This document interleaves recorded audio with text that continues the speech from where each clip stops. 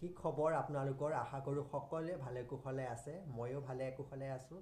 যিহেতু বিহু আহি আছে, বিহুৰ ছিজন, গতিকে আপোনালোকক বিহুৰ উপলক্ষে বা বিহু ৰিলেটেড কিছুমান বস্তু দেখাব বিচাৰিছোঁ। আনকমন, ট'টেলি ইউনিক বস্তু আপোনালোকে ঘৰত সজাব পাৰে বা আপোনালোকৰ আন প্ৰিয়জনকো উপহাৰ হিচাপে দিব পাৰে। খুব বেছি ইউনিক।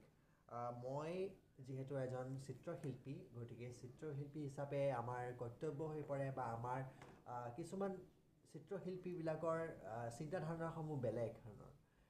অলপ ক্ৰিয়েটিভিটি ইউটিলাইজ কৰি, অলপ ক্ৰিয়েটিভিটি লগাই বস্তুবিলাক নিৰ্মাণ কৰিবলৈ আমি চেষ্টা কৰোঁ। আনতকৈ কেনেকৈ পৃথক কৰিব পাৰোঁ, সেয়া আমাৰ প্ৰচেষ্টা সদায় থাকে। গতিকে ময়ো এইবাৰ প্ৰচেষ্টা কৰিছিলোঁ অকণমান ইউনিক কৰিবৰ কাৰণে। জোতৰ ওপৰত ছবি অংকন কৰিছোঁ। আপোনালোকে জোতৰ বেগ ব্যৱহাৰ কৰে বা জোতত বিভিন্ন ধৰণৰ সামগ্ৰী বনায় জোতেৰে, কিন্তু মই জোতত ছবি অংকন কৰি ফ্ৰেম কৰিছোঁ। গতিকে আপোনালোকক দেখুৱাইছোঁ। এয়া কপৌ ফুল বনাইছোঁ জোতৰ ওপৰত। তাৰ উপৰিও আমাৰ সকলোৰে প্ৰিয় শৰাইৰ ওপৰত গামোচাখন দিছোঁ। তাৰ উপৰিও মই বনাইছোঁ বিহু নাচনী আৰু ঢুলীয়া। এয়া বিহু নাচনী আৰু ঢুলীয়া বনাইছোঁ। তাৰ উপৰিও বনাইছোঁ মই জাপি এটা। জাপি আমাৰ বিহুৰ নাচত ব্যৱহাৰ হোৱা জাপি।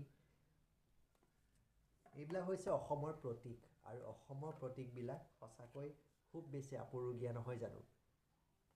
এয়া হৈছে খোল আৰু বৰতাল। এনেকৈ বনাইছোঁ। গতিকে এইকেইটা হৈছে আমাৰ অসমৰ সম্পদসমূহ আৰু অসমৰ প্ৰতীকসমূহ। আৰু এনেকৈ যদি আপোনালোকে নিজৰ ঘৰত ওলাব বিচাৰে বা ঘৰত লগাব বিচাৰে, তেনেহ'লে খুব বেছি ধুনীয়া আৰু ইউনিক হৈ পৰিব আপোনাৰ ঘৰখন।